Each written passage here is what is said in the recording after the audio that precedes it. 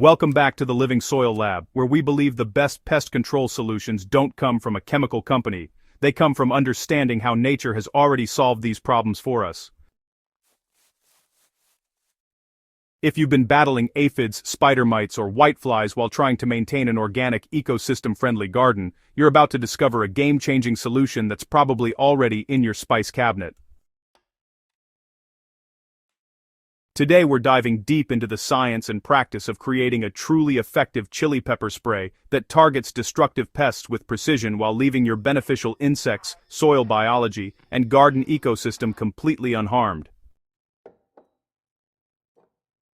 This isn't just about adding hot sauce to water and hoping for the best. We're talking about understanding capsaicin extraction, selecting the right pepper varieties, and applying your spray strategically for maximum effectiveness. The debate between fresh and dried peppers is worth addressing directly because, well, each form has distinct advantages. Fresh peppers contain the full moisture content of the fruit, which means you're working with a more dilute capsaicin concentration by weight, but they also contain other plant compounds that can enhance the spray's effectiveness. Dried peppers or pepper powder offer convenience and concentrated capsaicin, with the advantage of longer shelf life and easier measurement for consistent batches. If you're using dried cayenne powder, you'll need approximately 2 tablespoons per quart of water, while fresh habaneros might require 3 to 5 peppers for the same volume.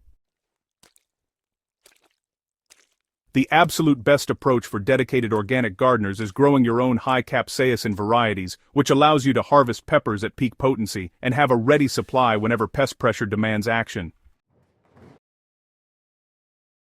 Creating an effective chili pepper spray is fundamentally about extraction, getting that capsaicin out of the pepper tissue and into a form that can be applied to your plants. The hot water extraction method is both the safest and most effective approach for home gardeners, requiring nothing more than water, heat, and time. Start by roughly chopping your fresh peppers or measuring out your dried pepper powder, then place them in a heat-safe container. Bring water to a rolling boil and pour it directly over the peppers, using a ratio of 1 quart of water per 3 to 5 fresh hot peppers or 2 tablespoons of dried powder. Allow this mixture to steep for at least 12 hours, though 24 hours is even better, giving the capsaicin ample time to leach into the water. The next critical step is adding an emulsifier that helps your spray stick to plant leaves and insect bodies rather than simply beating up and rolling off. Biodegradable liquid dish soap is the perfect addition here, using approximately 1 teaspoon per quart of pepper solution. This small amount of soap breaks the surface tension of the water, allowing it to spread evenly across leaf surfaces and penetrate the waxy coating that many pests hide beneath. Some gardeners also add a tablespoon of vegetable oil per quart, which helps the capsaicin adhere to pests more effectively and can smother soft-bodied insects by coating their breathing pores. After adding your emulsifiers, strain the mixture through a fine mesh strainer or cheesecloth to remove all solid particles that could clog your sprayer. Storage of your homemade pepper spray is crucial for maintaining potency between applications. Store your finished spray in opaque bottles or containers kept in a cool, dark location like a shed or garage, where it will remain effective for up to 3 weeks.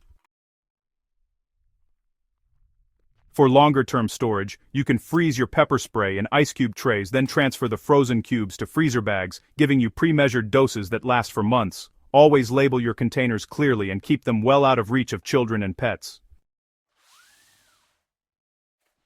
The effectiveness of your chili pepper spray depends not just on its formulation, but on how intelligently you apply it to your garden. The most common mistake gardeners make is only spraying the tops of leaves, missing the undersides where aphids, whiteflies, and spider mites actually congregate and lay their eggs. Timing your application strategically amplifies their effectiveness while minimizing any potential impact on beneficial insects. Early morning or late evening applications are ideal because these times avoid the hottest part of the day when spray can cause leaf burn, and they also minimize contact with pollinators who are most active during midday hours.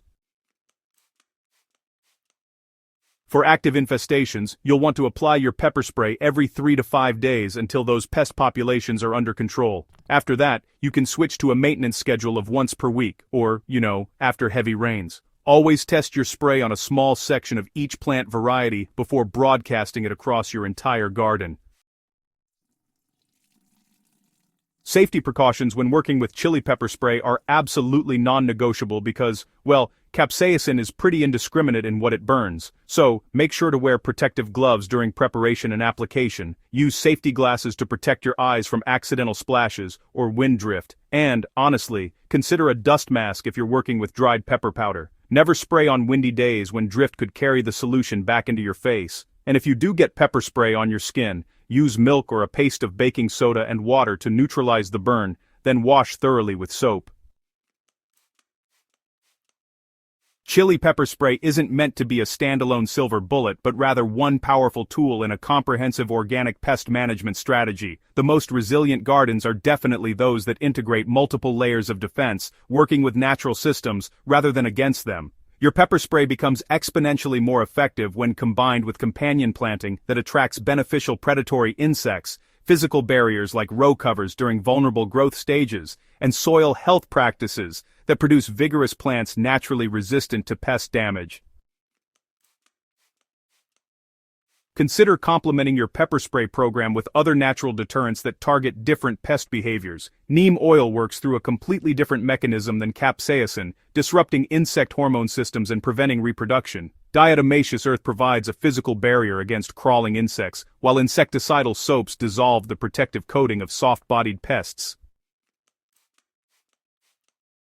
Garlic spray offers powerful fungicidal and repellent properties that work synergistically with pepper-based controls. By rotating and combining these approaches, you create a dynamic defense system that pests cannot adapt to or overcome.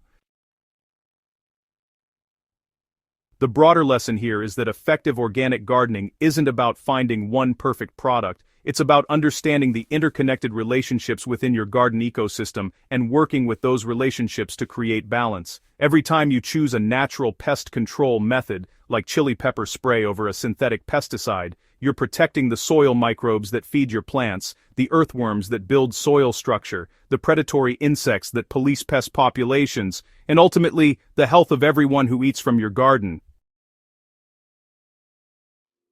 If you're ready to embrace natural, science-based pest control solutions that actually work, make sure to subscribe to the Living Soil Lab. We're constantly testing and refining organic growing techniques, sharing our results transparently so you can learn from both our successes and our failures. Hit that notification bell, share this guide with fellow gardeners who are tired of choosing between pests and poisons, and join our community of growers who believe that the best gardens are those that work with nature, not against it.